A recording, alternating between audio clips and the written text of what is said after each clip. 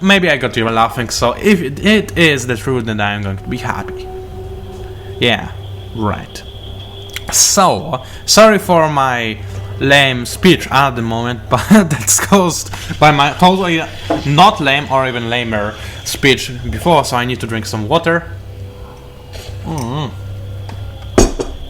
That is a tasty water. If you want to drink a water, my recommendation, and yes, I know that I'm advertising, but do not worry, I do not gain any profit from it, aside from, spreading good news about a good water source, is Eden. I do not know if this is only a Polish water, probably it is, because you get it from Polish, but if you are living in nearby countries, then you go ahead and, get Eden all the times, because it is going to be extremely tasty, and if you're living close to the border, it is probably also going to be cheaper, because we have lower prices here in Poland. Just a tip, aside from the game itself. Though I guess that those Marines could also use some Eden, whatever you want to call it in English, water, so they could refresh themselves with something else than beer or vodka. Actually, they would probably prefer beer or vodka. Well, maybe not vodka, because vodka is for champions, and those guys are not champions, they are just a meat shield, so I guess that they prefer beer. I mean, seriously, what's up with beer? What is this beer thing, right? What is the purpose of beer? What is the purpose of beerness? Who are we? What are we looking for? What is our purpose in life? To drink beer? Okay, whatever, I think I got too excited right there. So there's a proxy bunker right here in totally non-strategic spot. I mean, okay, it might be guarding the entrance to the Zerg expansion, but you can just put a spine crawl over here and destroy it from over. Or maybe it will not have that big range. I might just be fooled by the, by the height difference. But if you would put here artillery units, a broodlord, there's this only one artillery unit in this game. Sorry, I mixed it with Command & Conquer. Anyway, it looks like Zerg are going for the backdoor attack on either their base or their forces. So they're trying very slowly to destroy the destructible rocks. And as we all know, the helpful tips when you are in the loading screen tell us that destructible rocks can be destroyed. Oh, I'm so happy that I saw this tip. I would have never figured that out. I mean, it's so non-obvious that you would never. I mean, I know those kinds of tips. How many times you laugh at tips like destructible rocks can be destroyed, or unidentified objects can be identified by identifying scrolls, or anything like that, or headshots. What was the word? Headshots do superior damage. That's the word, I guess. So I just love when you see those kind of tips in video games. I mean, it's like they are not really even done for nets. They are done for, I don't know who they are done for. Maybe a Zerg, or actually, well, Zerg are hyper intelligent because they are being around by Overmind or Kerrigan. But if they would be, expelled of Kerrigan or Mothermind. Yeah, Mothermind, that's what I wanted to say. Fathermind? No. Oh my, sorry.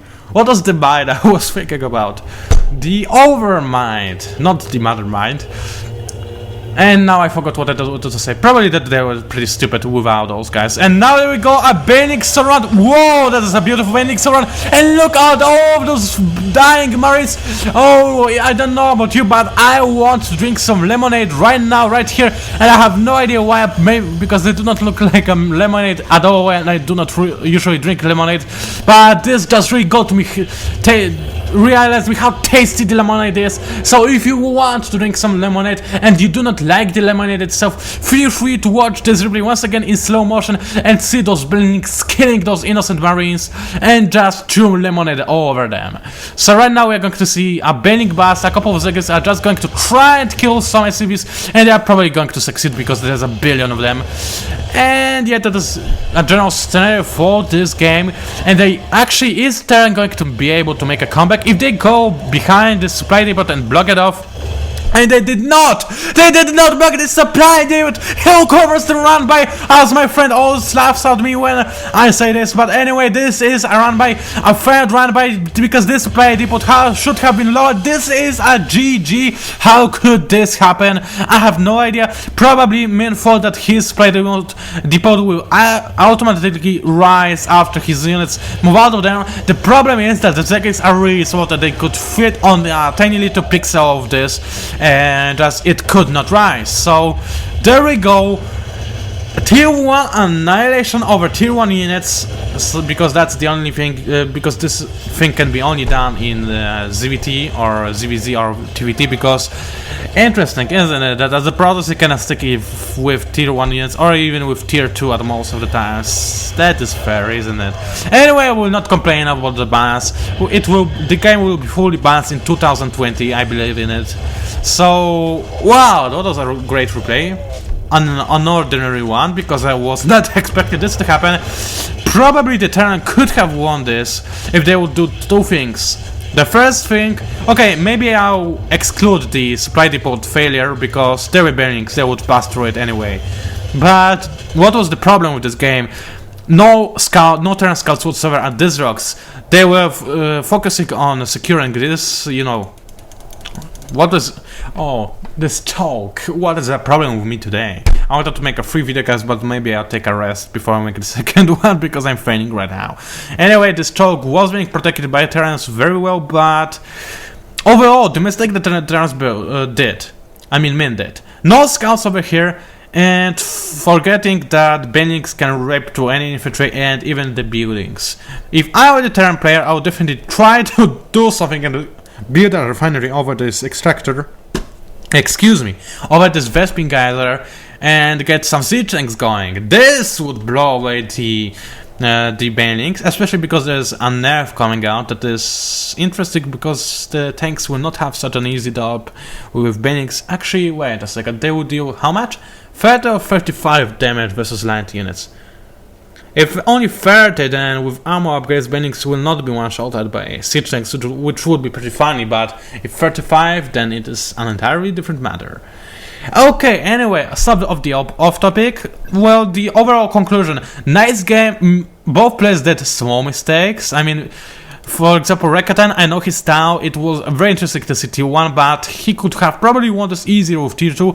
However, this could totally change it into a worse match, and maybe he wouldn't even win, so I do not want to tell too much about the Zerg. It was overall a great player. For Min, I think he should have gone with a little bit of siege tank support, and maybe, yeah, that is it. He could have he could get a couple of canyons, but they would not kill Bennings fast enough, I guess. Well, maybe with upgrade they would, but too much of an effort. Anyway, thank you for watching. It was PANCZASU, the mighty Phoenix Spawn, and I will see you guys online.